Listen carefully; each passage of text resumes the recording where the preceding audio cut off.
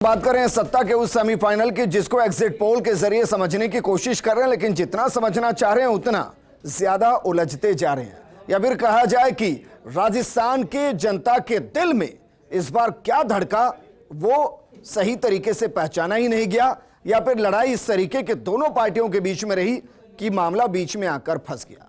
हमारे साथ Delhi news editor Aditi नागर जुड़ गई हैं। अदिति, एक भोजन है जिसको अन्नकूट कहते हैं, उसमें बहुत कुछ डाला जाता है और उसका जायका बेहतरीन होता है, लेकिन ये समझ पाना थोड़ा मुश्किल होता है कि उसके अंदर क्या है। मुझे एग्जिट पोल बिल्कुल वैसे ही दिखाई दे रहे हैं कि दोनों पार्टियों के लिए इसका जायका तो संतुष्ट करने वाला दिखाई दे रहा है, लेकिन अंदर है क्या ये समझ नहीं पा रहे।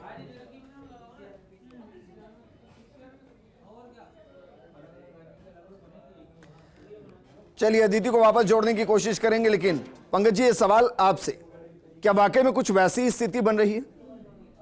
देखिए, अभी अपन लोग इस पर लंबी चर्चा कर चुके हैं कि एग्जिट पोल के जो आंकड़े हैं उस पर भी मतलब एक तरीके से देखा जाए तो ये तो कहना अतिशयोक्ति नहीं होगी कि इस पर विश्वसनीय नहीं दिखाई दे रहे हैं आंकड़े, क्योंकि इतना गैप पहले की किसी भी एग्जिट पोल के आंकड़ों में नहीं दिखाई दिया, चाहे किसी भी राज्य का हो। जी, राजस्थान में भी पिछले जो चुनाव में एग्जिट पोल के हुआ है, क्योंकि प्री पोल के मुद्दे समय में तो इस तरह के गैप देखे जा सकते हैं, लेकिन एग्जिट पोल में इतना गैप आना या ये नहीं बता पाना कि किसकी मेजोरिटी के साथ पूरी सरकार बन रही है या किस सीटों के आसपास हो रहने वाली है, 120 130 तो समझा जा सकता है। अदिति हमारे साथ जुड़ गई हैं। अदिति, इन एग्जिट पोल के बाद जरा बताइए, आपको समझ पा रहे हैं कि सत्ता किधर जा रही है, बयार किधर बह रही है, या इस बार वाकई में राजस्थान की जनता ने मीडिया से लेकर एग्जिट पोल करने वालों से लेकर पार्टियों तक को सबको चौंका दिया है?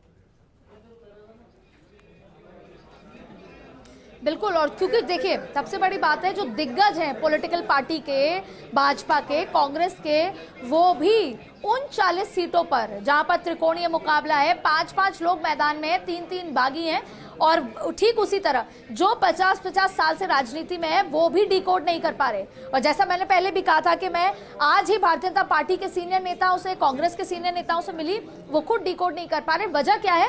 बागी और इंडिपेंडेंट जिन्होंने खेल खराब किया है। अब ये जो कांटे की टक्कर है, देखिए 3 सर्वे बता रहे भाजपा, 3 सर्वे बता रहे कांग्रेस, और तो जो एग्जिट पोल के लिए सर्वे करने गए थे वो भी इन 40-45 सीटों पर एक्चुअल आंकड़ा नहीं निकाल पाए। यही वजह है कि इतना डिफरेंस आ रहा है इन सर्वे में। अब सबसे महत्वपूर्ण बात है ये 5 वजह जिस वजह से कांटे की टक्कर है और डिसाइसिव नहीं है। पहली बात, मैं तेलंगाना गई थी विजेंद्र, वहां पर रोक कर जनता खुद बता रही है कि वो क्या करेगी, वो उसके साथ क्या हुआ, वो इस बार क्या करेगी, और वो लोकसभा में क्या चाहती है और वो विधानसभा में क्या चाहती है। जनता एक्सप्रेसिव थी, लेकिन अभी तक भी जो राजस्थान में जो जनता है वो साइलेंट थी, वो एक्सप्रेसिव नहीं थी, यहाँ तक कि वोट डालने के बाद भी उन्होंने नहीं बताया। अब 5 वजह देख लेते हैं कि कांटे की टक्कर की क्या है। पहला, ये जो बढ़ा हुआ आधा % है, ये कहाँ स्विंग होता है? ये जिस तरफ स्विंग होगा करवट उस तरफ होगी। दूसरी बात है महिला वोटर्स। आपने देखा होगा कि मध्य प्रदेश में कैसे भारतीय जनता पार्टी के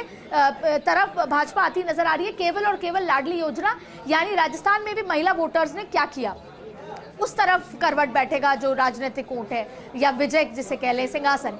तीसरी बात है गुर्जर वोटर्स जो साइलेंट रहा है, क्योंकि भाजपा हो या कांग्रेस दोनों की नजरें वो 13 जो जहां पर गुर्जर वोटर्स का दबदबा रहता है, 13 जिले वहां पर थी कि वो कहां पर बैठा है, वो भी इस बार साइलेंट था, या लगभग सबको पता है कि किस तरह की उनका मिजाज था। तीसरी बड़ी बात है ये बागी वोटर्स की जो मैं बात कर रही हूँ, इंडिपेंडेंट जिन्होंने खेल खराब किया है, भाजपा का भी कांग्रेस का। और 5वीं बात है ध्रुवीकरण जिसे कहते हैं पोलराइजेशन, ये एक बहुत बड़े, तो ये 5 बड़े फैक्टर्स हैं जिन्होंने इम्पैक्ट किया है। ऐसे तो लंबी फहरिस्त है कि अगर भाजपा जीतती है तो क्या वजह रही, अगर भाजपा हारती है तो क्या वजह रही, कांग्रेस जीतती है तो क्या वजह रही, हारती है तो क्या वजह रही, लेकिन ये जो आंकड़ों में इतना फर्क आना विजेंद्र, ये वही वजह है कि जो ये बागी खड़े हुए के तो विश्लेषण दोनों पार्टियों में साफ होंगे। अदिति, कांग्रेस जीती तो गहलोत सरकार की योजना, हारी तो विश्लेषण होगा।